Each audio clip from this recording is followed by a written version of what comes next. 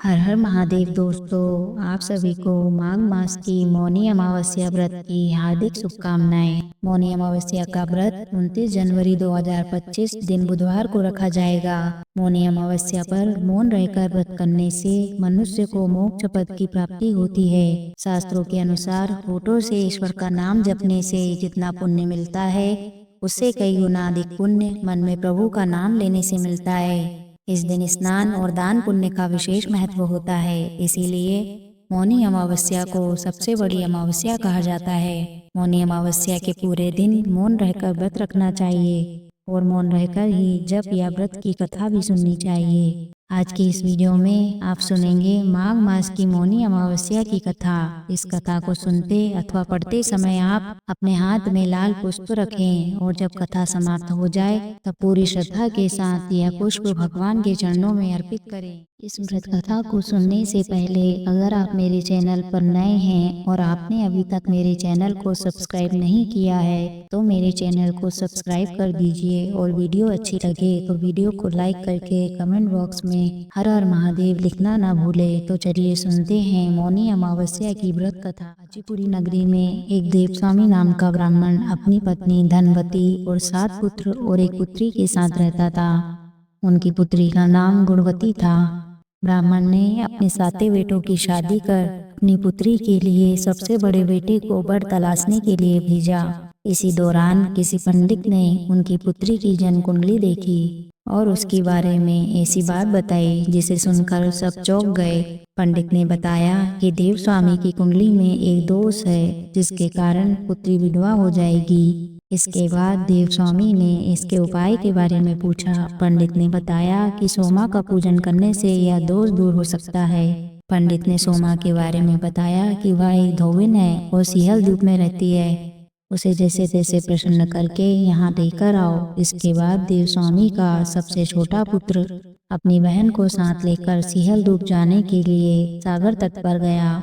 दोनों सागर पार करने की चिंता कर एक पेड़ के नीचे बैठ गए। जिस पेड़ के नीचे वह बैठे थे उस पेड़ पर एक गिद्ध का घोंसला था और उसमें गिद्ध का परिवार रहता था। गिद्ध के बच्चे दोनों की बातें ध्यान से सुन रहे थे। जब शाम को घोंसले में उन बच्चों की मां पहुंची तो उन्होंने भोजन नहीं किया। बच्चों ने मां से कहा कि पहले नीचे बैठे उन 2 प्राणी को भोजन कराओ और उनकी समस्या का निवारण करो। यह वचन लेने के बाद गिद्ध के बच्चों ने भोजन किया। अगले दिन गिद्ध की मदद से दोनों भाई बहनों को सियल द्वीप पर पहुंचा दिया गया।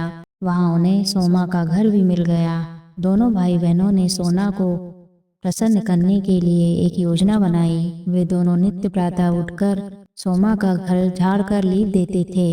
इससे हैरान होकर एक दिन सोमा ने अपनी बहुओं से पूछा कि घर को कौन बुहारता है और लीपता है। सोमा की झूठी प्रशंसा पाने के लिए उनकी बहुओं ने कहा, हमारे अलावा यह काम कौन करता है। लेकिन सोमा को इस बात का विश्वास नहीं हुआ और उसने अपने मन में ऐसा करने वालों को खोजने की कसम खाई।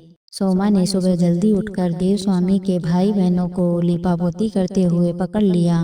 जिसके बाद सोमा के पूछने पर उन्होंने सोमा को पूरी बात बता दी। सोमा उनकी श्रम साधना प्रसन्न हो गई और घर उचित समय पर उनके घर पहुंचाने का वचन दिया। मगर भाई ने अधिक आग्रह पर सोमा उनके साथ चल दी। घर से चलते समय सोमा ने अपनी बहुओं से कहा कि मेरी अनुपस्थिति में किसी का देहांत हो जाए तो उसका शरीर नष्ट मत करना और मेरा इंतजार करना। यह समझाने के बाद सोमा काचीपुरी पहुंच गई। दूसरे दिन गुणवती के विवाह का कार्यक्रम तय हो गया। सप्तपदी होते ही उसका पति मर गया। सोमा ने तुरंत अपने संचित पुण्यों का फल गुणवती को प्रदान कर दिया। इसके बाद गुणवती ने भगवान विष्णु की पूजा कर पीपल के पेड़ की 108 परिक्रमाएं की, जिसके बाद गुणवती का पति जीवित हो उठा। सोमा उन्हें सौभाग्यवती का आशीर्वाद देकर अपने घर लौट गए। उधर गुणवती को पुण्य फल देने के बाद सोमा के पुत्र और जयमाता तथा पति की मृत्यु हो गई। सोमा ने पुण्य फल संचित करने के लिए मार्ग में पीपल वृक्ष की छाया में विष्णु जी का पूजन करके 108 परिक्रमाएं की। इसके पुण्य के प्रभाव से सोना दोबन के घर लौटते ही उसके पति और बेटा फिर से पुनर्जीवित हो गया। इसीलिए मौनी अमावस्या का व्रत करने वाले सभी भक्तों को इस कथा को सुनकर पीपल की 108 बार परिक्रमा करनी चाहिए। और भगवान विष्णु सहित भगवान शिव का पूजन भी अवश्य करना चाहिए। यह थी मौनी अमावस्या के दिन सुनी जाने वाली व्रत कथा। अगर वीडियो अच्छी लगी हो तो वीडियो को लाइक करके चैनल को सब्सक्राइब करना ना भूलें।